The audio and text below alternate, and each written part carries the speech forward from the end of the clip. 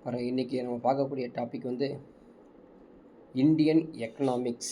இந்திய பொருளாதாரத்தில் வரிசையாக நம்ம வந்து டாபிக் ஒவ்வொன்றா கவர் பண்ணிக்கிட்டே வரோம். ஸோ நெக்ஸ்ட்டு டாபிக் பார்க்க போகிறது அப்படின்னு பார்த்தீங்கன்னா 8th சாப்டர் எக்கனாமிக்ஸில் external sector and internal organisation, வெளியுறவு பொருளாதார அமைப்பு மற்றும் நிறுவனங்கள் அப்படிங்கிற டாப்பிக்கு. ஸோ இந்த டாபிக் பொறுத்த வரைக்கும் 11th standard economics, 11th standard commerce, அதே போல் 12th standard economics, 12th standard காமர்ஸில் இருக்கக்கூடிய டாபிக் இது. ஸோ இந்த டாபிக் டிஎன்பிசிக்கு மட்டும் வரதில்லை, முக்கியமாக பேங்க் எக்ஸாம்ஸ் எழுதுகிறாங்க இல்லையா, அவங்களுக்கும் இந்த டாபிக் வரும். ஸோ எக்கனாமிக்ஸ் அவங்களுக்கும் இருக்குது, பட் நிறைய ஸ்டூடெண்ட்ஸ் அதை வந்து ஃபாலோ பண்ண மாட்டாங்க. ஸோ மெயின் எக்ஸாம்ஸ் எழுத போனீங்கன்னா அங்கே வந்து இந்த பேங்கிங் அவேர்னஸ் அப்படிங்கிற டாப்பிக்கில் இந்த எக்கனாமிக்ஸ் இருக்குது. இப்போ டிஎன்பிசிக்கு தெரியும் நமக்கு எங்கே இருக்குது, கண்டிப்பாக இந்தியன் எக்கனாமிக்ஸ், அதுக்கப்புறம் வந்து தமிழ்நாடு டெவலப்மெண்ட், அட்மினிஸ்ட்ரேஷன் டெவலப்மெண்ட்னு சொல்லி ஒரு டாபிக் இருக்குது, அதில் வரும் கண்டிப்பாக கொஷின்ஸ் 15 கொஷின்ஸ் கிட்ட வரும். ஸோ நான் ஏற்கனவே சொல்லியிருக்கேன், இந்தியன் பாலிட்டி, இந்தியன் எக்கனாமிக்ஸ் அப்படிங்கிற டாப்பிக்லாம் வந்து பார்த்திங்கன்னா புக்கில் இருக்கிறது வழிகாட்டி மட்டும்தான். புக்கில் இருக்கிறது வழிகாட்டி மட்டும்தான். நிறையா வந்து நியூஸ் பேப்பர்ஸ் படிக்கணும், நியூஸ் சேனல்ஸ் பார்க்கணும், மேகசின்ஸ் அதெல்லாம் நீங்கள் பார்த்தா தான் நிறையா விஷயங்கள் தற்போது நடந்த நடப்பு நிகழ்வுகளோடு அது பார்க்க வேண்டிய டாப்பிக்கு எக்ஸ்டர்னல் செக்டர் ஆர்கனைசேஷன் அப்படிங்கிறது. ஓகேங்களா? சரி, நம்ம வந்து இப்போ டாபிக்குள்ளே போகலாம். ஸோ எக்ஸ்டர்னல் செக்டர் அப்படின்னா என்ன அப்படிங்கிறதான் இப்போ பார்க்க போகிறது. எக்ஸ்டர்னல் செக்டர் அப்படி தமிழில் சொல்லணும் அப்படின்னா வெளி உறவு பொருளியல். சரிங்களா? வெளி உறவு பொருளியல் அப்படின்னு சொல்லுவோம்.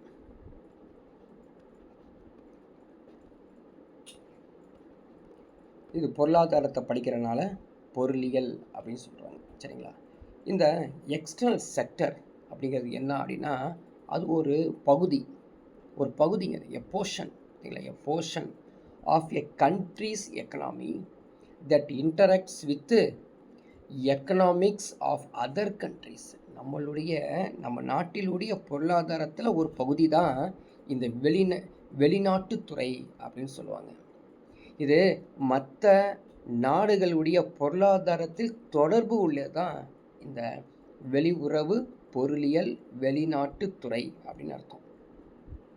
எப்படி நம்ம கம்பேர் பண்ண முடியும் அப்படின்னு பார்த்தீங்கன்னா கண்டிப்பாக எக்ஸ்போர்ட்ஸ் இம்போர்ட்ஸ் வச்சு தான் நம்ம கம்பேர் பண்ண முடியும். அதாவது ஏற்றுமதி இறக்குமதி வச்சு நம்ம கம்பேர் பண்ணலாம்.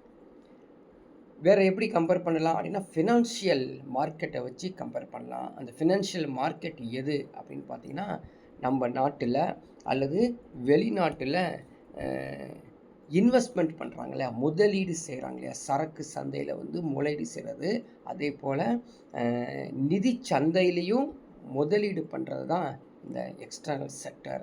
அதுதான் வந்து பார்த்திங்கன்னா foreign direct investment, foreign stock investment, அந்நிய நேரடி முதலீடுகள், வெளிநாட்டு பங்கு முதலீடுகள் அப்படின்றது. ஸோ இதுதான் நம்மளுடைய டைரக்ட் எக்கனாமி, நம்ம இந்தியன் எக்கனாமியை பற்றி உள்ளே கொண்டு போகிறதே இது முக்கியமான இந்த டாபிக். சரி, இதில் வந்து நம்மளுடைய பணம் சொல்கிறோம் இல்லையா, கரன்சி, அதை வந்து கம்பேர் பண்ணுறோம். ஸோ எப்படி கம்பேர் பண்ணுறோம் பாருங்கள், நாமினல் எக்ஸ்சேஞ்ச் ரேட் எப்படி இருக்குது அப்படின்னு பார்க்க போகிறோம். ஸோ நாமினல் எக்ஸ்சேஞ்ச் ரேட் அப்படிங்கிறது என்ன அப்படின்னு பாருங்கள். நாமினல் எக்ஸ்சேஞ்ச் ரேட் இதில் வந்து பார்த்தீங்கன்னா என்இஆர், ஜென்ரலி நம்ம வந்து இது ப்ரொனவுன்ஸ் பண்ணும்போது ஷார்ட் ஃபார்மில் என்இஆர் அப்படின்னு சொல்லுவோம். அதாவது பெயரளவு செயலாக்க பணமாற்று. நாமினல்னால் பெயரளவு, எக்ஸ்சேஞ்ச் தான் செயலாக்க பணமாற்று. சரி, இவங்க புக்கில் கொடுத்துருக்காங்கம்மா. 1947 $1 ரூபாயாக இருந்ததாம்மா. தற்போது 2018 $1 70 ரூபாயாக இருக்கிறது. அது செலாவணி விகிதம். இதுதான் செலாவணி விகிதம் கேட்பாங்க. ஒரு நாட்டின் பணத்தை மற்றொரு நாட்டின் பணத்திற்கு மாற்று விகிதம் தான் இது. ஆனால் நெட்டில் சர்ச் பண்ணி பார்க்கும்பொழுது தற்போது 2025 ஸோ 87.43 சில ருபீஸ் காணப்படுது. இப்போ ஒரு டாலர் வந்து 87.43 2025 இருப்பதாக வரிசையாக 1947 கொடுத்துருக்காங்க பாருங்கள் இந்த ஃபிகரு. ஸோ 3.31 இருந்தது 87.43 மாறி இருக்குது. ஓகேங்களா. ஸோ அடுத்த ஒரு பகுதியில் பர்ச்சேசிங் பவர் பேரிட்டி அப்படின்னு சொல்லுவாங்க. ஸோ புக்கில் வந்து பார்த்தீங்கன்னா பர்ச்சேசிங் பவர் பேரிட்டி, அதாவது பணம் இருக்கு இல்லைங்களா, பணத்தின் வாங்கும் வசதி, பணத்தின் வாங்கும் வசதி அப்படிங்கிறதான் அது வசதியை விட சக்தின்னு போட்டுக்கலாம். சக்தி அதான் பவர், சக்தி என்ன அப்படிங்கிறது இது ஒரு முக்கியமானது. அதாவது நம்ம என்ன சொல்கிறோம் அப்படின்னு பார்த்தீங்கன்னா, ஒரு பொருள் நான் வாங்க போகிறேன், அந்த பொருள் வந்து அமெரிக்காவில் போய் வாங்குகிறேன், அதுக்கு அந்த பொருளுடைய காஸ்ட் வந்து $1 ஆகுது. ஆனால் அதே $1 அதே ₹1 நம்ம என்ன இங்கே வாங்க முடியும், இந்தியாவில் என்ன வாங்க முடியும்? அதுதான் purchasing power parity or power purchasing parity, பணம் வாங்கும் சக்தி, பணத்தின் வாங்கும் சக்தி அப்படிங்கிறத நம்ம தெரிஞ்சுக்கிறோம். ஓகேங்களா. ஸோ அடுத்தது வந்து பார்த்திங்கன்னா எக்ஸ்டர்னல் ஃபேக்டர்ஸ் அப்படிங்கிறத வந்து பார்க்க போகிறோம். எக்ஸ்டர்னல் ஃபேக்டர்ஸை இன்னும் டீப்பாக நம்ம புக்கில் வந்து கொடுத்துருக்கிறது என்ன சொல்லியிருக்கான் பாருங்கள். எக்ஸ்டர்னல் ஃபேக்டர் எப்படி நம்ம எக்ஸ்பிளைன் பண்ணுறோம் அப்படின்னா, அயல் நாட்டு செலுத்து நிலை மற்றும் விளக்கத்து மூலமாக பண்ணுறாங்க. அதாவது பேலன்ஸ் ஆஃப் பேமெண்ட். ஸோ நீங்கள் வந்து காமர்ஸ் படிச்சிருந்தீங்கன்னா, எக்கனாமிக்ஸ் படிச்சிருந்தீங்கன்னா உங்களுக்கு தெரியும்.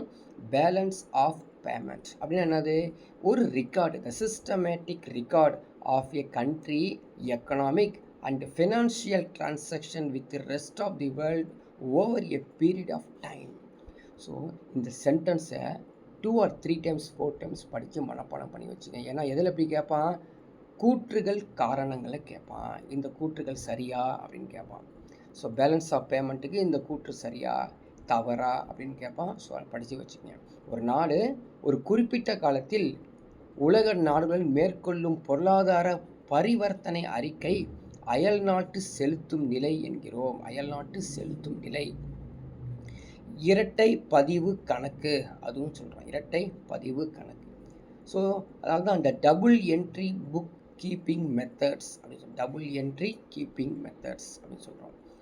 So when a payment is received from a foreign country it is a credit transaction while a payment to a foreign country is a debit transaction.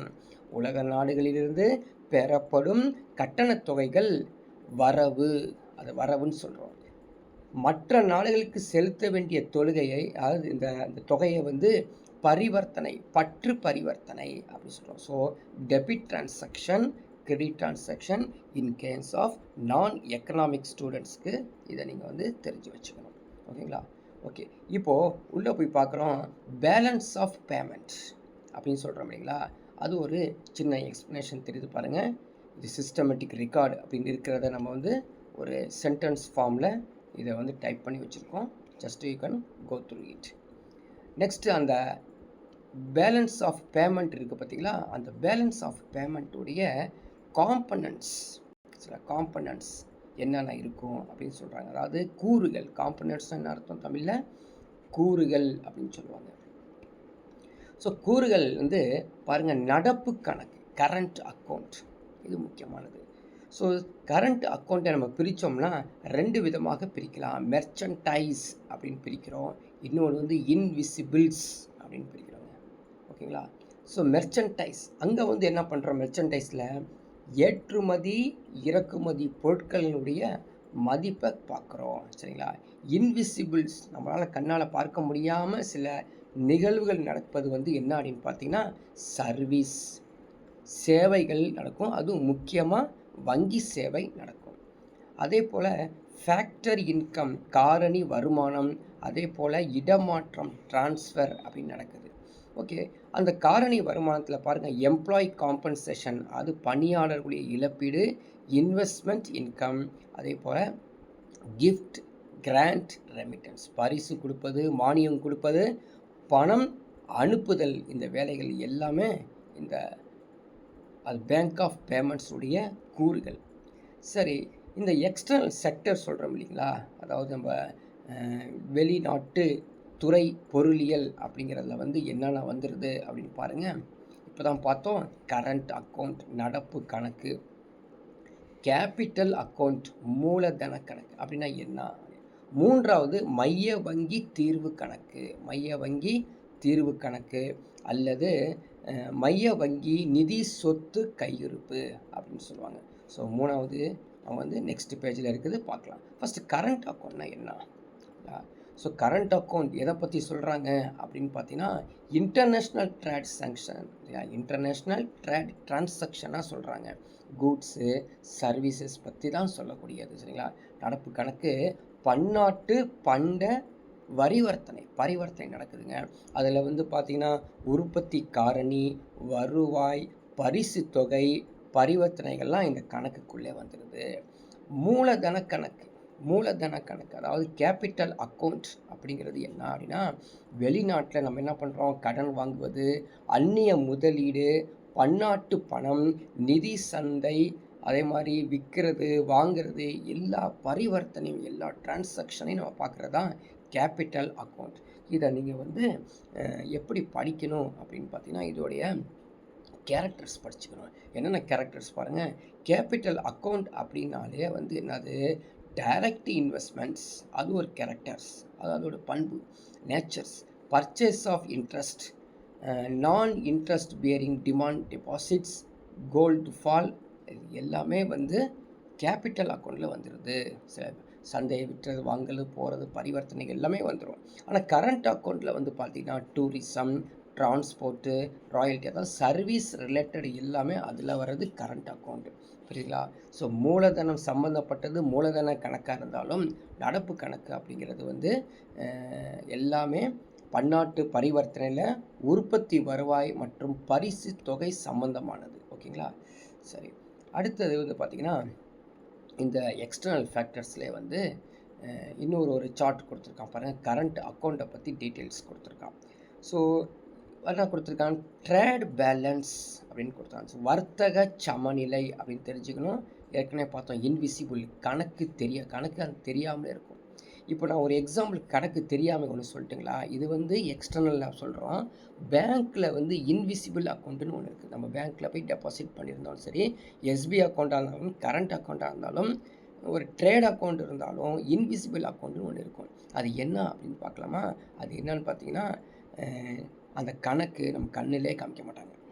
எப்படிங்க அந்த கணக்கு, நான் ஒரு 1000 ரூபா வந்து பேங்க்கில் போடுறேன் அப்படின்னா, செல்லான் எழுதி போடுறேன்னு வச்சுக்கோங்க, செல்லான் சார்ஜ். சப்போஸ் எஸ்எம்எஸ் வந்துச்சுன்னா எஸ்எம்எஸ் சார்ஜ். இது எல்லாமே அவன் வந்து நம்மளை டெபிட் பண்ணிக்கிட்டே வருவான். அந்த 1000 ரூபாவில் கிட்டத்தட்ட வந்து ஒரு வருஷத்தில் வந்து அல்லது 6 மாதத்துக்கு டெபிட் பண்ணிகிட்டே வருவாங்க. உங்களுடைய அமௌண்ட் வந்து 950 ரூபா தான் இருக்கும். 50 ரூபா காலின்னு அர்த்தம். ஆனால் உங்களுடைய பாஸ்புக்கில் 1000 ரூபா தான் சொல்லுவாங்க. அந்த 50 ரூபா என்ன பண்ணுவாங்க தெரியுங்களா, இன்ட்ரெஸ்ட்டு போடுவான். 1000 ரூபாய்க்கு இன்ட்ரெஸ்ட்டு போடும்போது ஒரு சப்போஸ் இன்ட்ரெஸ்ட்டு வந்து ஒரு 60 ரூபா போடுறான்னு வச்சுங்களேன் 1000 ரூபாய்க்கு, அதில் இந்த 50 ரூபா டெபிட் பண்ணி 10 ரூபா தான் உங்களுக்கு போடுவான் இன்ட்ரெஸ்ட்டு. ஸோ அதனால சொல்கிறோம், நீங்கள் வந்து அடிக்கடி டிரான்சாக்ஷன் நிறையா பண்ணுங்கள், நிறைய இன்வெஸ்ட்மெண்ட் பண்ணுங்கள் பேங்க்கில். அப்போ தான் வந்து அதிகமாக இன்ட்ரெஸ்ட் வரும்போது இந்த இன்விசிபிள் அக்கௌண்ட்டு உங்களுக்கு மைனஸ் பண்ணுறது தெரியாமல் இருக்கும் அப்படின்னு சொல்லுவாங்க. ஓகே, அடுத்தது பாருங்கள். இந்த இன்விசிபிள் அக்கௌண்ட்டில் என்னென்ன இருக்குது பாருங்கள். நெட் சர்வீஸ், டூரிசம், ஷிப்பிங், இது எல்லாமே வந்துடுது. அதே போல் இன்கம், இன்வெஸ்ட்மெண்ட்டு, இது எல்லாமே ப்ராஃபிட், இன்ட்ரெஸ்ட் எல்லாமே வந்து இன்விசிபிள் அக்கௌண்ட்ஸில் வந்துடுது. இப்போ தான் பார்த்தோம் கிராண்ட்ஸ், கிஃப்ட்ஸ், ரெமிட்டன்ஸ், இந்த பண பரிமாற்றம். ஸோ கேபிட்டல் அக்கௌண்ட் பார்க்கலாம். என்னென்னா கேபிட்டல் அக்கௌண்ட் அப்படின்னு பார்த்தீங்கன்னா, வெளிநாட்டு முதலீடு, கடன், வங்கி முதலீடு, இதை தான் இங்கே டீட்டெயில்ஸாக நம்ம இங்கே கொடுத்துருக்கோம். என்னென்னு பாருங்கள். ஸோ கேபிட்டல் அக்கௌண்ட் அப்படிங்கிறது எஃபிஐ, ஃபாரின் போர்ட்ஃபோலியோ இன்வெஸ்ட்மெண்ட். அதாவது எஃப்டிஐனா அந்நிய நேரடி முதலீடு, ஃபாரின் போர்ட்ஃபோலியோ இன்வெஸ்ட்மெண்ட் அப்படிங்கிறது வெளிநாட்டு பங்கு முதலீடு, பப்ளிக் டெபிட் அப்படிங்கிறது வந்து பொது கடன், எக்ஸ்டர்னல் கமர்ஷியல் பாரோயிங்ஸ் அப்படிங்கிறது வணிக கடன்கள், கேபிட்டல் டிரான்ஸ்ஃபர்ஸ் அப்படிங்கிறது மூலதன பரிமாற்றங்கள் அப்படிங்கிறதும் நம்ம தெரிஞ்சு வச்சுக்கணும். ஓகேங்களா? அடுத்தது ஃபாரின் டைரக்ட் இன்வெஸ்ட்மெண்ட் அப்படின்னா என்ன? ஸோ நம்ம வந்து எஃப்டிஐ ரொம்ப ரொம்ப யூஸ்ஃபுல்லாக இருந்தது இந்தியாவுக்கு. ஏன் அப்படின்னு கேட்டிங்கன்னா, இந்தியாவுடைய பொருளாதாரம் வளர்ந்தது ஒன் ஆஃப் தி ரீசன் அப்படின்னு எடுத்திங்கன்னா அந்த எஃப்டிஐ தான். ஃபாரின் டைரக்ட் இன்வெஸ்ட்மெண்ட், வெளிநாட்டு நிதி முதலீடு அப்படின்னு அர்த்தம். எக்ஸாம்பிளுக்கு சொல்லலாமா, இப்போ நம்ம பயன்படுத்திட்டு இருக்கக்கூடிய வாஷிங் மிஷின் சொல்லாமல, நிறையா வாஷிங் மிஷினுடைய லிஸ்ட்டு சொல்லலாம். ஓகேவா?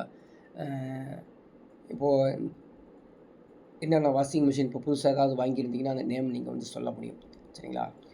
ஸோ எல்லாம் வந்து அமெரிக்காவில் வந்து நிறைய வாஷிங் மிஷின் வந்து இங்கே இம்போர்ட் பண்ணியிருக்காங்க. ஸோ டிவி நேம் சொல்ல போனால் சாம்சங் டிவி சொல்லலாம். சரிங்களா? சாம்சங் டிவி சொல்லலாம். அதுக்கப்புறம் வந்து சன்ஸ்வீட் டிவி சொல்லலாம். ஓகேங்களா? அதுக்கப்புறம் இது மாதிரி சொல்லிகிட்டே லிஸ்ட்டு நிறையா சொல்லிட்டு போகலாங்க. இப்போது எக்ஸாம்பிளுக்கு சாம்சங் நம்ம வந்து பார்த்திங்கன்னா நேரடியாக வெளிநாட்டில் போய் நம்ம வாங்கவே முடியாது. அவங்க வந்து இங்கே இன்வெஸ்ட்மெண்ட் பண்ணியிருக்கனால தான் இன்றைக்கி சாம்சங் பார்க்குறோம். ஏன் நம்ம ஹெச்பி லேப்டாப் பார்க்குறோம் இல்லையா? ஹெச்பி லேப்டாப்பு, டெல்லு, இது எல்லாமே எஃப்டிஐயில் வந்துடுதுங்க. அவங்க மட்டும் எஃப்டிஐ பண்ணாமல் இருந்தாங்கன்னா டெல்லு, ஹெச்பி அப்படிங்கிற லேப்டாப்பை என்ஜாய் பண்ண முடியாது. இந்தியனுடைய லேப்டாப்பில் தான் நம்ம வந்து என்ஜாய் பண்ண முடியும். சரிங்களா? ஸோ எவ்வளோ வந்து குவாலிட்டியாக நம்ம வந்து பார்க்க முடியாமலே போயிடும். ஆனால் ஃபாரின் டைரக்ட் இன்வெஸ்ட்மெண்ட்டில் நம்ம இந்தியன் பீப்புள்ஸ் எல்லோரும் வந்து இது போல் வெளிநாட்டில் வரக்கூடிய இம்போர்ட் செய்யக்கூடியது அல்லது இங்கே வந்து அசம்பிள் பண்ணக்கூடியதை நம்ம எஃப்டிஐ மூலமாக வாங்கிட்டுருக்கோம். ஓகேங்களா? இந்த ஃபாரின் டைரக்ட் இன்வெஸ்ட்மெண்ட் இருக்குது பார்த்தீங்களா? ஸோ இதில் வந்து என்னென்ன வந்துடுது கொஞ்சம் திங்க் பண்ணி பாருங்கள். ஃபினான்ஷியல் செக்டர்ஸ், பேங்கிங், நான் பேங்கிங் எல்லாமே வந்துடுங்க. சரிங்களா? அதாவது நிதித்துறை சொல்கிறது, இன்சூரன்ஸ் காப்பீடு துறை, டெலிகம்யூனிகேஷன் அப்படிங்கிறது தகவல் தொடர்பு, ஹாஸ்பிட்டாலிட்டி அண்ட் டூரிசம் சுற்றுலா மற்றும் விருந்தோம்பல் துறை, ஃபார்மசூட்டிக்கல்ஸ் மருந்து உற்பத்தி, மென்பொருள் மற்றும் தகவல் தொழில்நுட்பம் சாஃப்ட்வேர் அண்ட் இன்ஃபர்மேஷன் டெக்னாலஜி, இது எல்லாத்துலேயும் வந்து எஃப்டிஐ ஃபாரின் டைரக்ட் இன்வெஸ்ட்மெண்ட் வந்து இன்வெஸ்ட் பண்ணியிருக்காங்க. அதனால தான் நம்ம இது மாதிரி பொருட்களெல்லாம் நம்ம வந்து பயன்படுத்த முடியுது. ஓகேங்களா? அடுத்த பகுதியில் நம்ம போனோம் அப்படின்னு பார்த்திங்கன்னா, இதில் வரக்கூடியது வெளிநாட்டு மூலதனத்தால் நமக்கு என்ன பயன்? நமக்கு என்ன பயனுங்க? நிறையா வந்து நம்மளுக்கு என்ன பயன்படுது? அதிகமான பொருட்களையும் வெளிநாட்டு நல்ல குவாலிட்டியான பொருட்களையும் நம்ம வந்து பயன்படுத்த முடியுது. அதுதான் வந்து நல்ல ஒரு பயன். ஆனால் FDI is not permitted in the industrial sectors. அதை தெரிஞ்சுக்கங்க. இந்தியாவில் வெளிநாட்டு மூலதனம் தடை செய்யப்பட்டுள்ள துறைகள் யாவை அப்படின்னு எக்ஸாம்பிள் கேட்பான், படித்து வச்சுக்கோ. ஓகேங்களா? என்னென்ன துறை? ஆர்ம்ஸ் அண்டு அம்யூனேஷன்ஸ், போர்க்கருவிகள் மற்றும் ஆயுத உற்பத்தி. இரண்டாவது அட்டாமிக் எனர்ஜி, அணு ஆற்றல், ரயில்வேஸ், தொடர்வண்டி போக்குவரத்து, கோல் அண்ட் லிக்னைட், நிலக்கரி மற்றும் பழுப்பு நிலக்கரி, மைனிங்ஸ் கண்டிப்பாக எல்லா மைனிங்ஸும் வந்து இது வரைக்கும் நம்ம எஃப்டிஐ கொடுக்கவே இல்லை. சரிங்களா? ஸோ அதே போல் செக்டர்ஸ், நிறையா செக்டர்ஸை நம்ம என்ன பண்ணுவோங்க, ப்ராஹிபிட்டட் பண்ணியிருக்கோம். தடை செய்யப்பட்டுள்ள செக்டர்ஸ் என்னன்னா அதையும் நீங்கள் வந்து தெரிஞ்சு வச்சுக்கணும். தெரியவங்களுக்கு. ஸோ லாட்ரி பிஸ்னஸ், சரிங்களா? கவர்மெண்ட், ப்ரைவேட், ஆன்லைன் எல்லா லாட்ரியும் நம்ம வந்து க்ளோஸ் பண்ணிட்டோம். Chit funds, trading and transfer development rights, manufacturing, cigarettes and tobacco products எல்லாமே நம்ம பேன் பண்ணியிருக்கோம். சரிங்களா? நிதி கம்பெனிஸு, ரியல் எஸ்டேட்ஸு நிறையா வந்து ரெஸ்ட்ரிக்ஷன் இந்த லெவலில் நம்ம கொடுத்துருக்கோம். ஏன்னு கேட்டிங்கன்னா நிறையா வந்து மக்களுக்கு வந்து சிரமத்தை கொடுக்கக்கூடிய இடத்துலலாம் வந்து கவர்மெண்ட் வந்து இன்வெஸ்ட்மெண்ட் பண்ணலை. ஓகேங்களா? அந்த எஃப்டிஐ சொல்கிறோம் இல்லைங்களா, அதனால் அட்வான்டேஜஸ் என்ன அப்படிங்கிறது தான் இந்த பகுதி. ஸோ என்னென்ன அட்வான்டேஜஸ் பாருங்கள். நம்ம வந்து அதனுடைய பயன்கள், நன்மைகள் அப்படின்னு பார்க்க போனால், increase the investment in the country. மற்ற நாடுகள் நம்ம மேலே நிறைய முதலீட்டு செய்வது அதிகமாகிறது இந்த எஃப்டிஐயோட யூஸ் ஆகுது அப்படின்னு சொல்லுவாங்க. அடுத்தது என்ன? இன்க்ரீஸ் தி காம்படிஷன். அதாங்களா, யாராவது ஒருத்தன் மோனோபொலிஸாக இருப்பான். மோனோபொலிஸ்னால் என்ன அர்த்தம்? அவன் மட்டுமே ஏக போக உற்பத்தி செஞ்சிட்ருப்பான். அவனை வந்து நம்ம வந்து மட்டம் தட்டுறதுக்காக தான், காம்படிஷன் கொடுக்கறதுக்காக தான் இந்த எஃப்டிஐ கொண்டு வர்றது. அதே மாதிரி எம்ப்ளாய்மெண்ட்டோடைய பூஸ்ட் அதிகம் பண்ணுறது. அதே மாதிரி டெக்னாலஜியை வந்து மாடர்னைசேஷன் என்கரேஜ் பண்ணுறது. அதுக்கப்புறம் வந்து பார்த்திங்கன்னா எக்ஸ்போர்ட்ஸ், நம்முடைய ஏற்றுமதி அதிகமானதான் பொருளாதாரமும் அதிகமாகும். Boost the domestic production and growth, உள்நாட்டு உற்பத்தி மற்றும் வளர்ச்சியை அதிகரிப்பது. Increase the revenue of government due to increased tax collection. Tax collection பண்ணுறதுக்கும் வரி வசூல் அதிகப்படுத்துவதற்கும் இது பயன்படுது. அடுத்தது பாருங்கள், the boost skill level of work force. இப்போ ஒர்க் ஃபோர்ஸ்னால் என்ன? ரெண்டு பேர் இருக்காங்க. ஒருத்தர் வந்து சேல்ஸ் ஃபோர்ஸ் அப்படின்னு சொல்லுவாங்க, நீங்கள் படிச்சிருப்பீங்க. சேல்ஸ் ஃபோர்ஸு, ஒர்க் ஃபோர்ஸ் அப்படின்னு சொல்லுவாங்க. சேல்ஸ் ஃபோர்ஸ் யாரை குறிக்குது? மார்க்கெட்டிங் ரெப்ரசன்டேட்டிவ் சொல்கிறாங்க பார்த்தீங்களா, அவங்க தான் சேல்ஸ் ஃபோர்ஸ். ஒர்க் ஃபோர்ஸ் தான் அவங்க பணியாளர்கள், அவங்க வேலை செய்யக்கூடியவங்க, அவங்களுடைய ஸ்கில்லு அதிகமாகுது. இது மட்டும் இல்லாமல் நிறுவனத்தின் தொழில்முறை மேலாண்மையும் அதிகமாகிடுது அப்படின்னு சொல்கிறோம். ஆனால் இந்த எஃப்டிஐ மூலமாக நமக்கு கொஞ்சம் சிக்கல்களும் கொஞ்சம் காணப்படுதுங்க. எஃப்டிஐ மூலமாக கொஞ்சம் சிக்கல்கள் காணப்படுது. என்னென்ன இஷ்யூஸ் அப்படிங்கிறத பார்க்கலாம். ஸோ இஷ்யூஸ் என்னென்ன வந்துடுது அப்படின்னு பார்த்தீங்கன்னா, so foreign companies interfere in local politics, உள்ளூர் அரசியலை தலையிடுறாங்க. அதே மாதிரி the sovereignty of the country affects, நாட்டின் இறையாண்மையை பாதிக்கக்கூடியது. சில நேரங்களில் பல தேசிய நிறுவனங்கள் மோனோபோலி இருக்காங்க பார்த்தீங்களா, அவங்கெல்லாம் முடிவடைஞ்சிருது. சில கம்பெனிஸ்லாம் மோனோபோலியாக கவர்மெண்ட் கம்பெனிஸ் இருக்கும், அவங்க எஃப்டிஐ வந்ததுக்கப்புறம் கீழே விழுந்துடும். ஓகேங்களா? அடுத்து அதில் ஒரு எக்ஸாம்பிளுக்கு சொல்லப்போனால் அந்த எல்காட் கம்பெனிலாம் கேள்விப்பட்டிருப்பீங்க. அவங்களாம் வந்து டிவி நிறையா தயாரிப்பாங்க, எல்காட் டிவி. பட் அவங்களால இன்றைக்கி வந்து காம்படிஷன் பண்ண முடியல, எஃப்டிஐ நிறையா உள்ளே வந்துட்டாங்க. ஸோ உள்நாட்டு தொழில்கள் வளர்ச்சியை கட்டுப்படுத்துது. உள்நாட்டு தொழில்கள் வளர்ச்சியை restricts the growth of the domestic country industries. அது இல்லாமல் பொல்யூஷன் இன்க்ரீஸ் ஆகிடுது, ரிசோர்ஸ் எக்ஸ்ப்ளாய்டேஷன் வந்துடுது, அது சுரண்டல் வந்துடுதுங்க. மாசும் வந்தது, வளத்தையும் நம்ம சுரண்டுறோம் அப்படிங்கிறது புரிஞ்சுக்கிறோம். ஸோ அடுத்தது பேலன்ஸ் ஆஃப் பேமெண்ட்ஸ், ஏற்கனவே கொஞ்சம் பார்த்தோம் இல்லைங்களா? ஸோ அதோடைய கொஞ்சம் டீப்பாக எக்ஸ்ப்ளனேஷன்ஸ் இதில் பார்க்கலாம். ஸோ பேலன்ஸ் ஆஃப் பேமெண்ட்னா என்ன அப்படின்னு பார்த்தீங்கன்னா, அயல் நாட்டு செலுத்து நிலை, அயல் நாட்டு செலுத்து நிலை அப்படிங்கிறதான் இந்த பேலன்ஸ் ஆஃப் பேமெண்ட் அப்படிங்கிறது. சரி, என்னது இது? இந்த பேலன்ஸ் ஆஃப் பேமெண்ட்டை ஏற்கனவே கொஞ்சம் பார்த்துருக்கோம். நம்மள்கிட்ட உள்நாட்டில் நடப்பு கணக்கில் ஏதாவது ஒரு இருப்பு இருக்குங்க, current account plus capital account. சரிங்களா? So balance of current account plus balance of capital account is called balance of payment. புரியுதுங்களா? அதாவது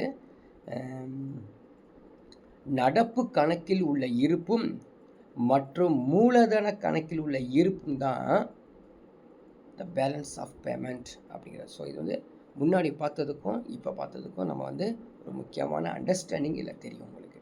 ஓகேங்களா? ஸோ இந்த பேலன்ஸ் ஆஃப் பேமெண்ட்டுக்கு வந்து அடுத்த ஒரு எக்ஸ்ப்ளனேஷன்ஸ் கொடுத்துருப்பாங்க பாருங்கள். என்னென்னா, the country may have the deficit in the current account and a surplus in the capital account, but on overall balance payment is deficit. ஒரு நாட்டில் உள்ள நடப்பு கணக்கு இருக்குது பார்த்தீங்களா, அது பற்றாக்குறை ஆகிடுதாமா. நாட்டில் உள்ள நடப்பு கணக்கு பற்றாக்குறை ஆகிறது, ஆனால் ஒட்டுமொத்த பேமெண்ட் பற்றாக்குறையாகவும் இருக்கலாம் அது. ஸோ நாட்டின் பற்றாக்குறை இருக்குல்ல, அதுவும் அதே மாதிரி மூலதன கணக்கில் உபரியும் இருக்குது பார்த்தியா, அதுதான் பேலன்ஸ் ஆஃப் பேமெண்ட்டுடைய டெஃபிசிட் அப்படின்னு சொல்கிறாங்க. இதை கொஞ்சம் நம்ம அட்ஜஸ்ட் பண்ணணும். இதை அட்ஜஸ்ட் பண்ணுறதுக்காக தான் நம்ம என்ன பண்ணுறாங்க, ரிசர்வ் பேங்க் ஆஃப் இந்தியா கொஞ்சம் இதில் இன்வால்வ் ஆவாங்க. ஸோ பிஓபிஏ இருக்குது பார்த்தீங்களா, அது பற்றாக்குறையை வந்து சரி செய்வதை இந்திய ரிசர்வ் வங்கி அந்நிய செலவாணி கையிருப்பிலிருந்து வெளியிடப்பட்ட வெளிநாட்டு பணம் விற்பனையை என்ன பண்ணுறாங்க, அதை இங்கே பயன்படுத்துகிறாங்க. இதனால் சர்வதேச நாணய நிதியத்திலிருந்து நம்ம கடன் வாங்க ஆரம்பிச்சிடுறோம். So borrowing from the international monetary fund or by foreign aid வாங்க ஆரம்பிச்சிடும். அதை வந்து நம்ம சரி கட்டுறதுக்காக. இன்கேஸ் அதிகமாகிருச்சுன்னு வச்சுங்க, சர்ப்ளஸ் வந்துருச்சுன்னு வச்சுங்க, சரிங்களா, அதிக அந்நிய செலாவணி கையிருப்பு அதிகத்தின் உபரி வந்துருது இல்லையா, அதை நம்ம சரி பண்ணுறாங்க இந்த பேலன்ஸ் ஆஃப் பேமெண்ட். ஓகேங்களா. ஸோ அதனுடைய கூற்றுகள்லாம் கொஞ்சம் கேர்ஃபுல்லாக படித்து வச்சுக்கோங்க. அந்த கூற்றுகள் எக்ஸாமில் கேட்பாங்க. அடுத்த ஒன்று ஃபாரின் எக்ஸ்சேஞ்ச் ரேட், செலாவணி விகிதம் அல்லது அந்நிய செலாவணி அப்படின்னு சொல்லுவாங்க. அந்நிய செலாவணினா என்ன, எதை பற்றி அந்நிய செலாவணி சொல்லுவோம் அப்படின்னா, the price of the domestic currency with respect to the another currency. புரியுதுங்களா. அதாவது நம்ம ஒரு அலகு எடுத்துக்கிறாங்க, ஒரு யூனிட் மாதிரி எடுத்துக்கிறாங்க, சரிங்களா. அந்த யூனிட் எடுத்துட்டு உள்நாட்டு பணத்தின் அலகையும் வெளிநாட்டு பணத்தின் அயல் நாட்டின் பணத்தின் அலகையும் கம்பேர் பண்ணுறது தான் அந்த ஃபாரின் எக்ஸ்சேஞ்ச் ரேட், சரிங்களா.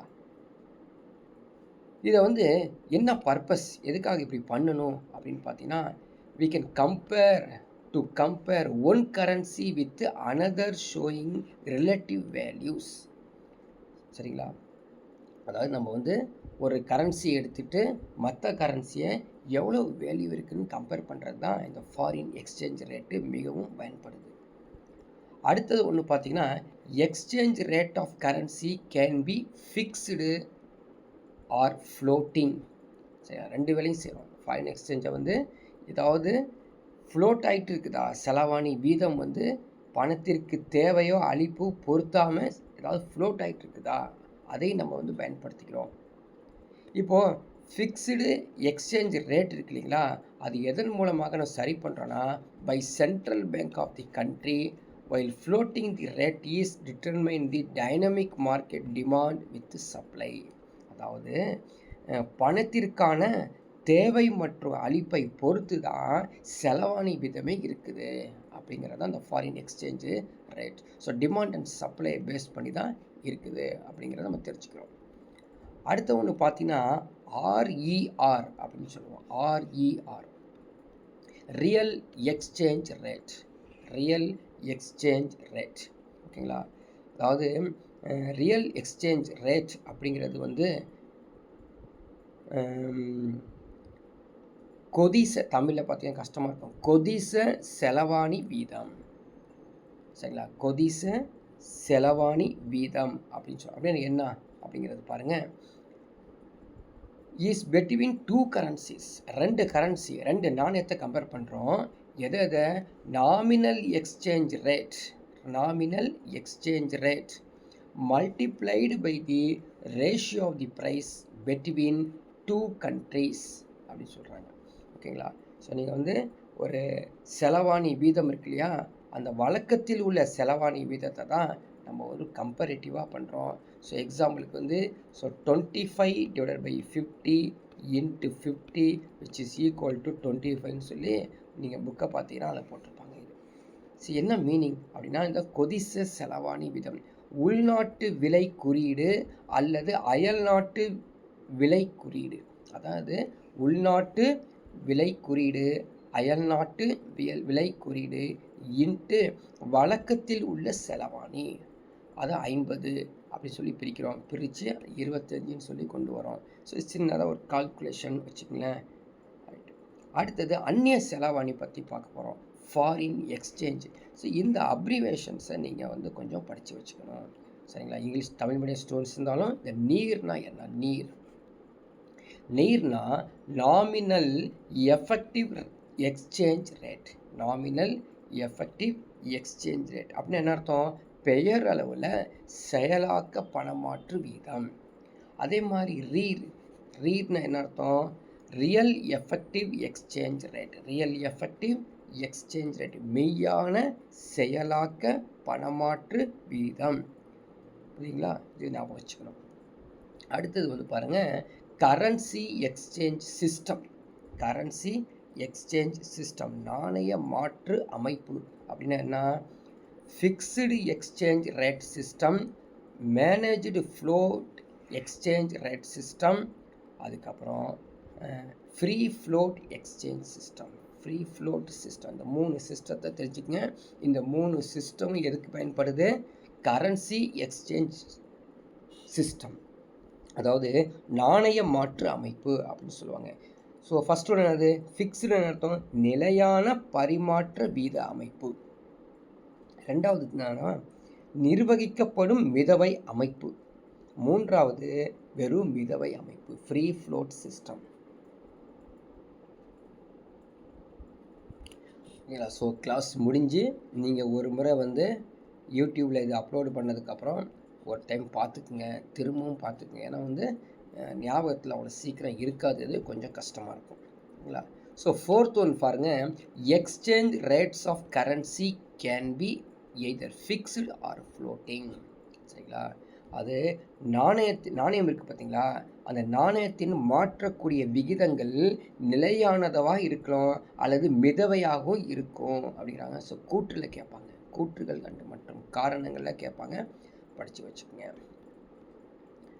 ஓகே, அடுத்தது வந்து பாருங்கள், இதுலேயே 5வது ஃபிக்ஸ்டு எக்ஸ்சேஞ்ச் ரேட், நிலையான மாற்று விகிதம் எப்படி தீர்மானிப்பது அப்படின்னா நாட்டின் மத்திய வங்கியால் தீர்மானிக்கப்படுகிறது. இது ஒரு கூற்றுங்க, நாட்டின் மத்திய வங்கியால் தீர்மானிக்கப்படுகிறது.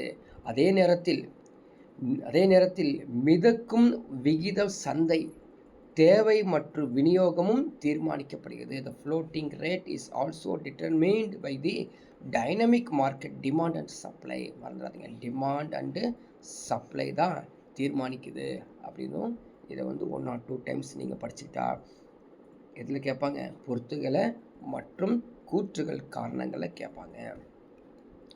ஃபாரின் எக்ஸ்சேஞ்ச் ரிசர்வ்ஸ் அப்படின்னு என்ன அர்த்தங்க? அந்நிய செலாவணி இருப்பு. சரிங்களா?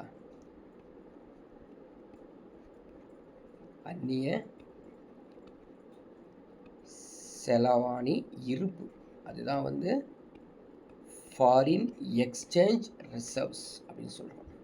என்னதுங்க இது என்ன அப்படின்னு பார்த்தீங்கன்னா, ஒரு பொருளாதாரம் அதன் வெளிநாட்டு நாணய கையிருப்பில் ஒரு கட்டத்தில் வைத்திருக்கும் மொத்த அந்நிய செலாவணி. சரிங்களா? ஒரு பொருளாதாரம் இருக்குது, அது வெளிநாட்டு நாணயத்தில் கையிருப்பாக இருக்குது, அது ஒரு கட்டத்தில் நமக்கு வந்து அந்நிய செலாவணியாக காணப்படுது. The total foreign currency and economy possess at a point of time in its foreign currency reserves. என்னன்னா அப்படின்னு பார்த்தீங்கன்னா, ஃபாரின் கரன்சி அசட்ஸ், வெளிநாட்டு நாணய சொத்துக்கள். கோல்டு ரிசர்வ்ஸ், தங்க இருப்பு. ஸ்பெஷல் டிராயிங் ரைட்ஸ், சிறப்பு வரைதல் உரிமைகள். ரிசர்வ்டு ட்ராங்கி பொசிஷன் அப்படின்னு என்ன அர்த்தம்? ஒதுக்கப்பட்ட தவணை நிலை. ஸோ இது எப்படிங்க படிக்கிறது அப்படின்னா, ஃபாரின் எக்ஸ்சேஞ்ச் ரிசர்வ்ஸ் என்னன்னா அப்படின்னு கேட்டாங்கன்னா இந்த 4 பாயிண்ட் தெரிஞ்சால் மட்டும்தான் நம்ம சொல்ல முடியும். நீங்கள் என்ன பண்ணுங்க, படிச்சுக்குங்க, 1 or 2 டைம்ஸ் படிச்சுக்குங்க, ஞாபகம் வச்சுக்கோங்க, மற்ற பற்றிலாம் கவலைப்படாதீங்க. எக்ஸாமில் கொஸ்டினும் கேட்குறான், கூட ஆன்சரும் கேட்குறான் இல்லைங்களா?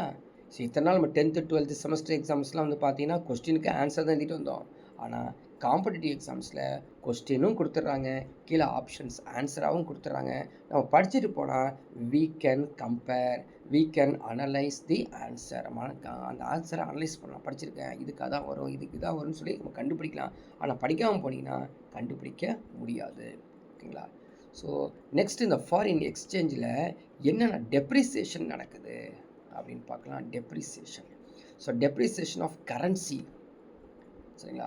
ஸோ டெப்ரிசியேஷன் ஆஃப் கரன்சி அப்படிங்கிறது எவ்வளவு அந்த நாணயத்துடைய மதிப்பு குறைஞ்சிருது அப்படின்னா.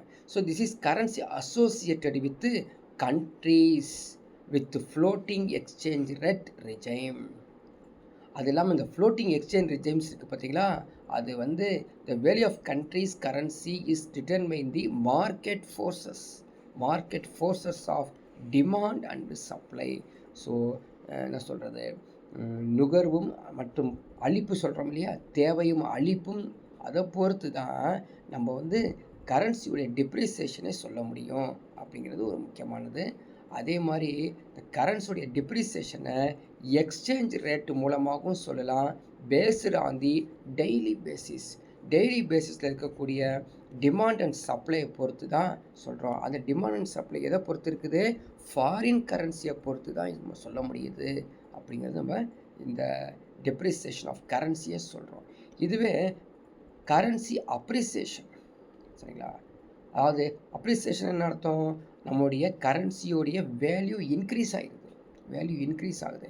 அதை பொறுத்து எப்படி இருக்குன்னா, அதுவும் வந்து டிமாண்ட் சப்ளை மூலமாக தான் சொல்ல முடியும், சரிங்களா?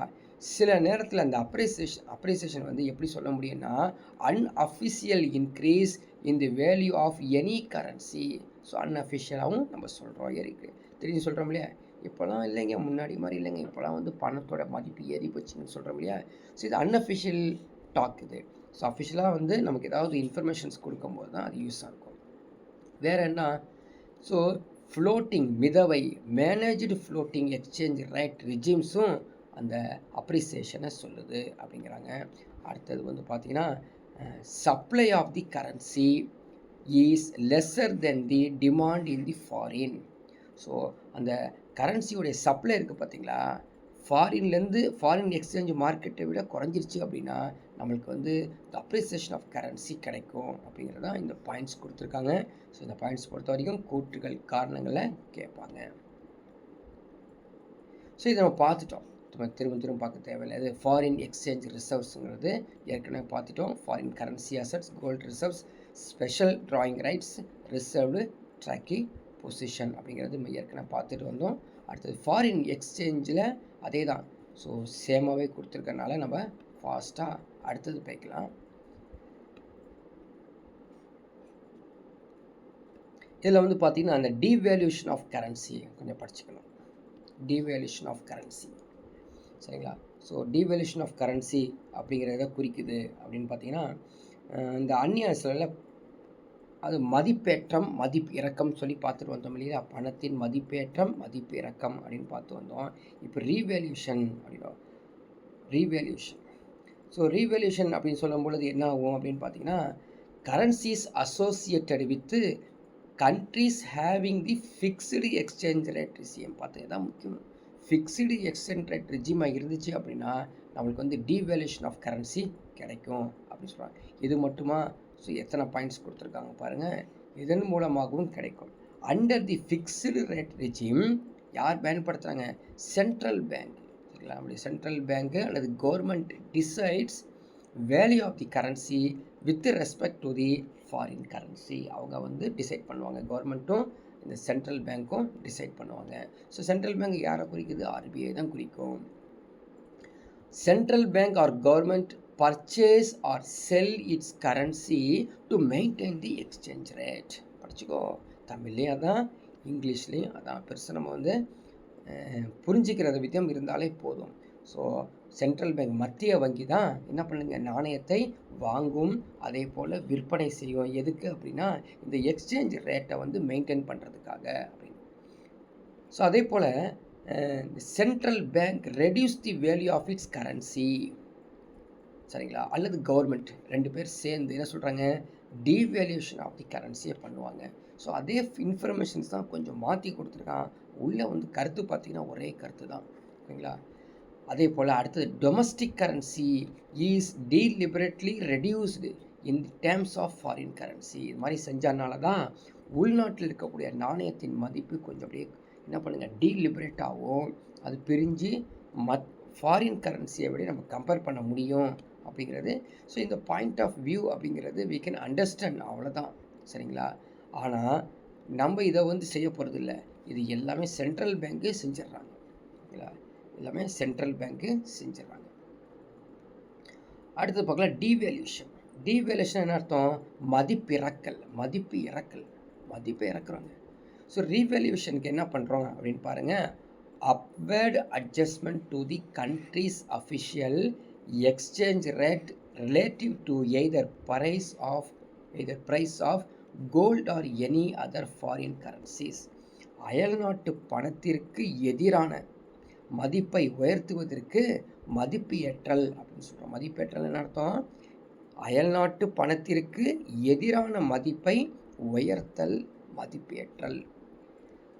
இப்போ எக்ஸாம்பிளுக்கு ஒரு டாலர் வந்து 50 ரூபான்னு வச்சுக்கோங்க. அது ரூபாய் 50 ஒரு டாலர்லேருந்து ரூபாய் 25 அப்படிங்கிற மாற்றுவது தான் மதிப்பு ஏற்றல். புரியுதுங்களா? ஸோ ஒரு டாலர் 50 ரூபா இருக்கிறத ஒரு டாலர் 25 ரூபாய்க்கு கொண்டு வருவது தான் ரீவேல்யூஷன் அப்படின்னு அர்த்தம். ஸோ ரீவேல்யூஷன் பண்ணுறனால என்ன ஆகும்? increase the value of domestic currency with respect to the foreign currency. அதை நம்ம புரிஞ்சுக்கணும். ஓகேங்களா? ஸோ என்ன ஆகுது? ரீவேல்யூஷன் பண்ணுறனால நம்ம டொமஸ்டிக் கரன்சியோட வேல்யூ இன்க்ரீஸ் ஆகிடுது. அது மட்டும் இல்லாமல் the revaluation is a feature of the fixed exchange rate regime where the exchange rate is determined by the central bank of the government. அதே பாயிண்ட் தான் சொல்கிறாங்க. என்ன பாயிண்ட் சொல்கிறாங்க?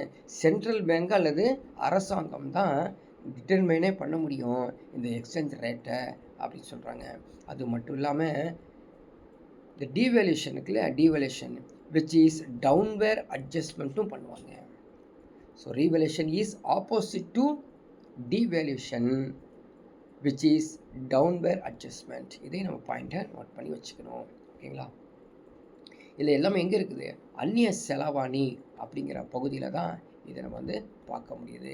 இப்போ நம்ம பார்த்தோம்ல அந்நிய செலாவணி, அதில் பாருங்கள் என்னென்ன வந்திருக்குது பாருங்கள். ஃபேக்டர்ஸ் டிட்டர்மினிங் தி எக்ஸ்சேஞ்ச் ரேட்.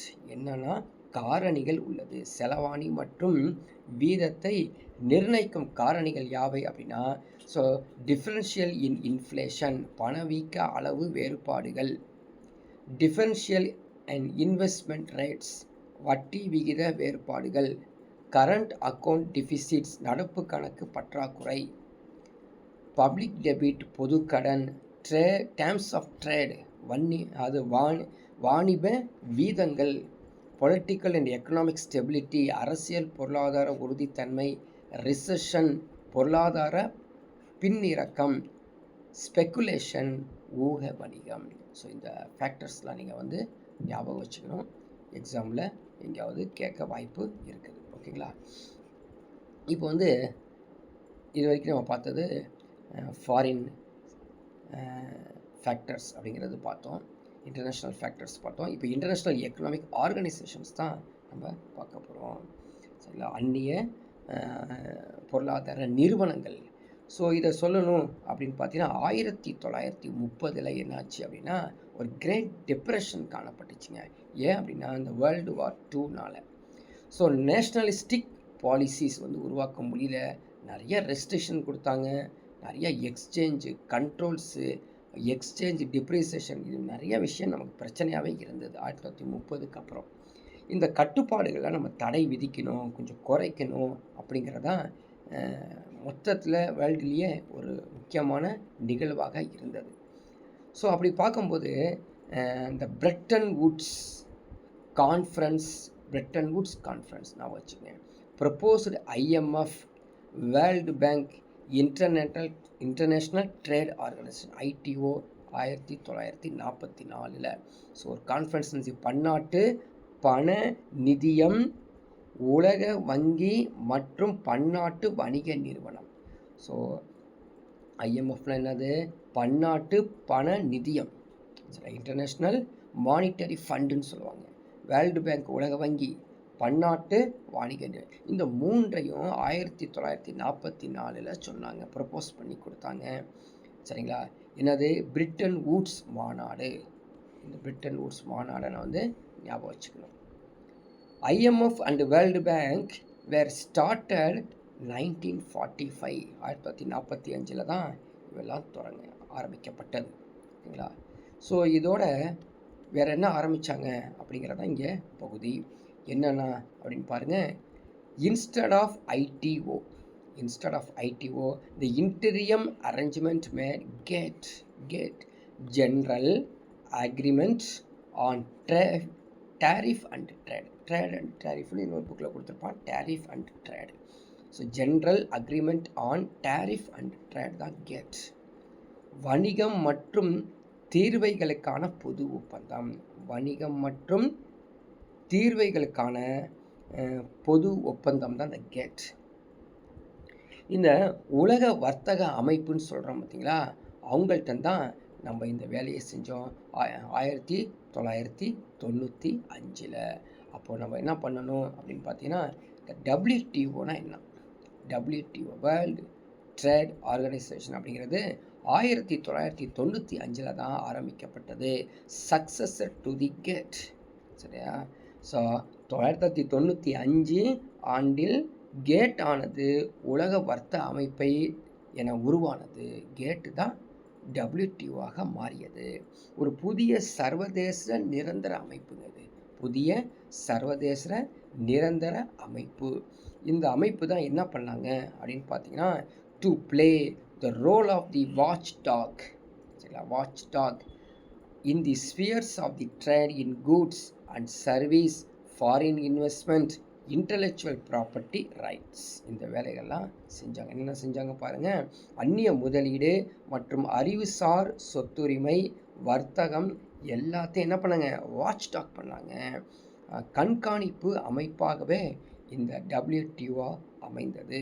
இந்த WTO இருக்குது பார்த்தீங்களா, அது எப்படிப்பட்டவங்க அப்படிங்கிறதான் உள்ளே போய் பார்த்தோம்னா, அவங்க வந்து கூட்ஸு, சர்வீஸு, அதுக்கப்புறம் IP இன்டலெக்சுவல் ப்ராப்பர்ட்டி ரைட்ஸ். சரிங்களா? அறிவுசார் சொத்துரிமை அப்படின்னு சொல்லுவாங்க. இந்த கூட்ஸில் தான் இந்த அக்ரிமெண்ட் போட்டாங்க கேட் அப்படின்னு. ஸோ அக்ரிமெண்ட் ஆன் அக்ரிகல்ச்சர் வேளாண்மை ஒப்பந்தம். அதே மாதிரி GATS general agreement trade and service பன்னாட்டு பணிகள் மற்றும் வணிகம் தொடர்பான பொது ஒப்பந்தம். அதே மாதிரி ட்ரிப்ஸ் ஞாபகம் வச்சுக்கோ. ட்ரிப்ஸ்னு அர்த்தம் agreement on trade related intellectual property rights, வணிகம் தொடர்பான அறிவுசார் சொத்துரிமை ஒப்பந்தம். சரி, இவங்களுடைய வேலைகள் என்ன? இவங்களுடைய முக்கியமான வேலைகள் என்னென்ன செஞ்சிட்ருக்காங்க அப்படின்னு பார்த்தீங்கன்னா, ட்ரேட் வித்தவுட் டிஸ்கிரிமினேஷன். ஸோ வந்து எந்த ஒரு பாகுபாடு இல்லாமல் நீங்கள் வந்து வர்த்தகம் செய்யுங்க அப்படின்னு சொல்கிறாங்க. அதுக்கு தான் MFN, most favoured Nations. Free trade agreement பண்ணாங்க, செக்யூரிட்டி கிளாஸ் பண்ணாங்க, ஸ்பெஷல் அண்ட் டிஃபரன்ஷியல் ட்ரீட்மெண்ட் பண்ணாங்க. அது மிகவும் விருப்பமான நாடு. மோஸ்ட் ஃபேவரபிள் நேஷனாக மிக விருப்பமான நாடு. இலவச வர்த்தக ஒப்பந்தம், பாதுகாப்பு விதி, சிறப்பு வேறுபாடு, இந்த வேலைகள் செஞ்சாங்க. அடுத்தது என்ன? NTன்னு ஒன்று கொண்டு வந்தாங்க, நேஷ்னல் ட்ரீட்மெண்ட். சரியா? நேஷ்னல் ட்ரீட்மெண்ட் அப்படின்னா தேசிய அணுகுமுறை. அந்த அணுகுமுறை வந்து முக்கியமாக இருந்தது. எல்லா பக்கமும் இந்த அணுகுமுறை எப்படி இருந்தது? டிரான்ஸ்பரன்சியாக இருந்தது. அதாவது வெளிப்படைத்தன்மையாகவும் இருந்தது. சிங்கிள் அண்டர்டேக்கிங், ஒற்றை ஒப்பந்தமாகவும் இது காணப்பட்டது. ஓகேங்களா? அடுத்தது ஜென்ரலாக வந்து MOU அப்படின்னு சொல்லுவோம். So memorandum of agreement, MOU memorandum of understanding இல்லையா? ஸோ நீங்கள் பார்த்தீங்கன்னா ஒரு கம்பெனி இருந்துச்சு அப்படின்னா அந்த கம்பெனியில் வந்து இன்னொரு கம்பெனி டைப் பண்ணணும் அப்படின்னா MOU போடுவாங்க. MOU. சரிங்களா? Memorandum of understanding, memorandum of understanding. அதுபோல் இன்றைக்கி அக்ரிகல்ச்சரில் அக்ரிமெண்ட் ஆன் அக்ரிகல்ச்சர் AOA என்ன செஞ்சாங்க பாருங்கள். இது 3 முக்கியமானது. க்ரீன் பாக்ஸ், ப்ளூ பாக்ஸ், சரிங்களா, ஆம்பர் பாக்ஸ்னு சொல்லி 3 பாக்ஸுங்க. அதை படித்து வச்சுக்கணும். சரிங்களா? So green box, blue box, amber box. இந்த 3 பேர்த்தையும் யார் அலோவ் பண்ணாங்க? WTO தான் அலோவ் பண்ணாங்க. Allowed under WTO. எல்லாமே அண்டர் அலோவ் WTO. என்ன பண்ணுறாங்க இவங்க? க்ரீன் பாக்ஸ்னால் என்ன அர்த்தம்? R&D பண்ணணும், ரிசர்ச் அண்ட் டெவலப்மெண்ட் சப்போர்ட் பண்ணணும். புரியுதுங்களா? ஆராய்ச்சி மற்றும் மேம்பாட்டு ஆதரவு பண்ணணும். Infrastructure support, irrigation, electricity, direct payment, producer which is not linked to the production. உற்பத்திக்கு நேரடியாக, உற்பத்தியாளருக்கு நேரடியாக பணம் செலுத்துதல், உற்பத்தியுடன் இணைக்கப்படாமல் இருக்கணும். அப்படிதான் green box. So green box எதை சொல்கிறாங்கிறது முக்கியம் பார்த்துங்க. எதை சொல்கிறாங்க? R&D support, infrastructure support. Blue box போகலாம். பெட்டி, அதாவது நீல பெட்டின்னு சொல்லுவாங்க, ப்ளூ பாக்ஸ். இது வந்து அண்டர் WTO தான் இருக்குது. பட் என்னன்னா இன்வெஸ்ட்மெண்ட் பண்ணுறாங்க இவங்க, சரிங்களா? இன்வெஸ்ட்மெண்ட். ஸோ இன்வெஸ்ட்மெண்ட் என்ன இன்வெஸ்ட்மெண்ட் பண்ணுறாங்க? சப்சிடிஸ் என்ன அர்த்தங்க? மானியம் கொடுக்குறாங்க. Agricultural input subsidies to low income farmers, மிகவும் குறைவாக வருமானம் பெறக்கூடிய அந்த விவசாயிகளுக்கு இவங்க வந்து மானியம் கொடுப்பது தான் ப்ளூ பாக்ஸ். புரியுதுங்களா? மறந்துடாதீங்க. ஆம்பர் பாக்ஸ் அப்படிங்கிறது என்ன அப்படின்னு பார்த்தீங்கன்னா, any support which does not fall in the first and second category, முதல் மற்றும் இரண்டாவது வகைக்கு வராத அந்த விவசாயிகளுக்கு தான் இந்த ஆம்பர் பாக்ஸ் அப்படிங்கிறது சொல்கிறோம். ஓகேங்களா? அடுத்து நம்ம வந்து பார்த்திங்கன்னா இன்டெலெக்சுவல் ப்ராப்பர்ட்டி ரைட்ஸ் அப்படிங்கிறது பார்க்க போகிறோம். ஸோ இன்டெலெக்சுவல் ப்ராப்பர்ட்டி ரைட்ஸ் நம்ம ஏற்கனவே தமிழில் சொல்லணும். என்னது?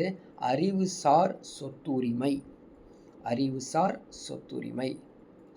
ஸோ இன்டெலெக்சுவல் ப்ராப்பர்ட்டி ரைட்ஸ் அப்படிங்கிறத நம்ம ஒரு சார்ட் மூலமாகவும் இங்கே எக்ஸ்பிளைன் பண்ணியிருக்காங்க, சரிங்களா? என்னென்ன பண்ணியிருக்காங்க? IPR இன் இந்தியா என்னது? பேட்டன்ட், காப்பு நிலம், ட்ரேட்மார்க், வணிக முத்திரை, காப்பிரைட், பதிப்புரிமை, சரிங்களா? அதே மாதிரி பிளான்ட் பிரீடர் ரைட்ஸ், தாவர பயிர் பெருக்க உரிமை, யூட்டிலிட்டி மாடல் டிசைன், பயன்பாடு மற்றும் மாதிரி வடிவமைப்பு, ஜியோகிராஃபிக்கல் இண்டிகேஷன், புவிசார் குறியீடு, ட்ரேட் சீக்ரெட்ஸ். இதெல்லாம் வந்து IPR, இந்தியன் IPRங்கிறது. இது மாதிரி நம்ம வந்து அவங்கள புரிய வைக்கிறோம். அதில் வந்து பார்த்தீங்கன்னா ஜியோகிராஃபிக்கல் இண்டிகேஷனுங்கிறது, புவிசார் குறியீடு அப்படிங்கிறது மிகவும் முக்கியமானது இல்லையா? புவியியல் குறியீடு. ஸோ இப்போ கூட ஒவ்வொரு பழங்கள், ஒவ்வொரு தானிய வகைகள், ஒவ்வொரு இடங்களையும் நம்ம புவிசார் குறியீடு கொடுத்துட்ருக்கோம். ஸோ அதனால் நமக்கு என்ன இருக்குது?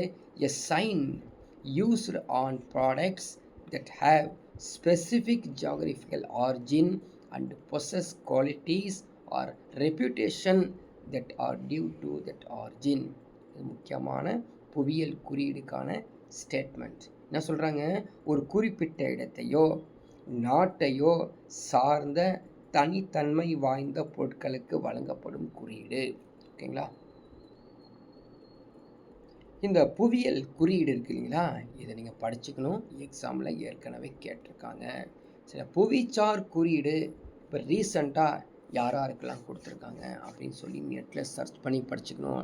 இப்போ ரீசெண்டாக வந்து பார்த்திங்கன்னா நிறையா பிளேஸில் கொடுத்துருக்காங்க. அதுவும் தமிழ்நாட்டில் கொடுத்ததை மட்டும்தான் ஃபஸ்ட்டு படிக்கணும். ஸோ TNPSC ஸ்டூடெண்ட்ஸ், டெட் ஸ்டூடெண்ட்ஸ்லாம் வந்து பார்த்தீங்கன்னா தமிழ்நாடு ரிலேட்டட்ஸ் தான் கேட்பாங்க. ஆனால் தமிழ்நாட்டில் நீங்கள் எடுத்து போய் இதை படிச்சுக்கங்க. ஸோ எங்கெங்கெல்லாம் புவிசார் குறியீடு கொடுத்துருக்காங்க. இப்போ கூட ஜாக் ஃப்ரூட்ஸ் கேள்விப்பட்டிருக்கீங்களா? பலாப்பழம்.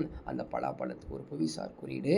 ஒரே ஒரு கிராமத்தில் பயிரிடக்கூடிய அந்த பலாப்பழத்துக்கு கொடுத்துருக்காங்க. அது எது அப்படிங்கிறது இப்போ ரீசெண்டாக கொடுத்துருக்காங்க. ஸோ நிறைய பிளேசஸ் வந்து சதுப்பு நிலங்களுக்கு கொடுத்துருக்காங்க புவிசார் குறியீடு. அது மாதிரி பல பொருட்கள் அதே மாதிரி இடத்துக்கும் கொடுத்துருக்காங்க. நீங்கள் கண்டிப்பாக, நான் சொன்னேன் இல்லையா, இந்த புக்கில் படிக்கிறது எல்லாமே ஒரு வழிகாட்டி தான். அந்த வழிகாட்டின் மூலமாக உங்களுக்கு தெரிஞ்சிச்சு, அடடா எக்ஸாமில் இருந்துட்ட போதி கேட்பானா எங்கெல்லாம் புவிசார் குறியீடு இருக்குது, இப்போ ரீசெண்டாக எங்கெங்கே கொடுத்துருக்காங்க அப்படிங்கிறத வந்து போய் நீங்கள் படித்து வைக்கிறதா அறிவுக்கு சிறந்தது. அதனால் நமக்கு கண்டிப்பாக எக்ஸாமில் அதை கேட்க வாய்ப்பு அதிகமாக இருக்குது. அடுத்தது பார்க்கலாம். IMFனா என்ன பார்த்தோம் இல்லையா? IMF, international monetary fund and world bank. இவங்களுடைய வேலைகள் என்ன செய்கிறாங்க? இவங்களுடைய வேலைகள் என்னென்ன நடக்குது அப்படின்னு பார்த்தீங்கன்னா, ஏதாவது நாடு போரால் பாதிக்கப்பட்டிருந்தால், வார் அஃபெக்டட் கண்ட்ரிஸ், அவங்கள போய் பார்க்குறாங்க. அவங்கள மறுசீரமைப்பு பண்ணுறது, to promote the development rise standard of living and developing countries. அவங்கள வந்து மறுசீரமைப்பு பண்ணக்கூடியது இவங்களுடைய வேலை.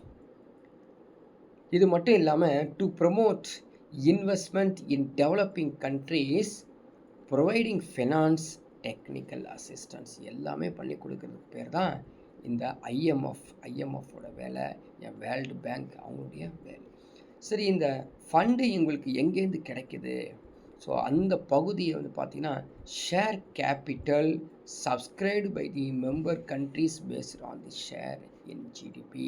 சில கண்ட்ரீஸ்லாம் வந்து ஆல்ரெடி சப்ஸ்கிரைப் பண்ணி அந்த ஐஎம்எஃப்பில் பணம் கொடுத்து வச்சுருப்பாங்க. இது மாதிரி நாங்கள் வந்து பணம் கொடுத்து வைக்கிறோம், எங்கள்கிட்ட ஜிடிபி நல்லா போயிட்டுருக்குது, நிதி ஆதாரம் வந்து நல்லா போயிட்டுருக்குது, நாங்கள் கொடுத்து வச்சுக்கிறோம், இந்த நிதி ஆதாரம் மூலமாக நீங்கள் இது மாதிரி போரால் பாதிக்கப்பட்ட அந்த கண்ட்ரிக்கு கொடுங்க அப்படிங்கிற மாதிரி தான் அந்த அக்ரிமெண்ட்டே இருக்கும். சரிங்களா? இந்த சோர்ஸ் ஆஃப் ஃபண்ட்ஸோட என்ன லெண்டிங்ஸ் அப்படின்னு பார்த்தீங்கன்னா usually long term loans 25 to 30 years to developing LDC நம்மளும் வாங்குகிறோம், தமிழ்நாடும் வாங்குது. சரிங்களா? ஸோ வேர்ல்டு பேங்க்கில் லோன் வாங்கி எதுக்காக வாங்குகிறோம், வாங்கி நம்ம சம்பாரித்து திரும்ப வந்து வேர்ல்டு பேங்க்கில் பணத்தை கட்டிடுவோம். ஓகேங்களா? இது மாதிரி எல்லா வேலைகளும் செய்யக்கூடியது அந்த ஐஎம்எஃபோட வேலை. ஸோ ஐஎம்எஃப்பில் வேர்ல்டு பேங்க் பற்றி நம்ம பார்த்தோம். அடுத்து இண்டிவிஜுவலாக ஐஎம்எஃப் என்ன பண்ணுறாங்க அப்படின்னு பார்க்கலாம். இவங்களும் அதே வேலை தான் செய்கிறாங்க. ஸோ வார் அஃபெக்டட் கண்ட்ரிஸை வந்து ரீகன்ஸ்ட்ரக்ஷன் பண்ணுறது, அதே மாதிரி லிவிங் அண்ட் டெவலப்பிங் கண்ட்ரிஸை டெவலப் பண்ண அதே ஒர்க் வேர்ல்டு பேங்க் பண்ணக்கூடிய ஒர்க்கும் இந்த ஐஎம்எஃப்பும் சேர்ந்து பண்ணுறாங்க. So just you can go through it in the also book also in the. So next பார்க்க போனால் அப்படின்னு பார்த்தீங்கன்னா ஸ்பெஷல் ட்ராயிங் ரைட்ஸ் அப்படின்னு சொல்லி ஒன்று பகுதி இருக்குது. ஸோ இந்த ஸ்பெஷல் ட்ராயிங் ரைட்ஸ் அப்படிங்கிறது ஒரு எஸ்டிஆர் சொல்கிறோம், எஸ்டிஆர்னு சொல்கிறோம் இல்லைங்களா?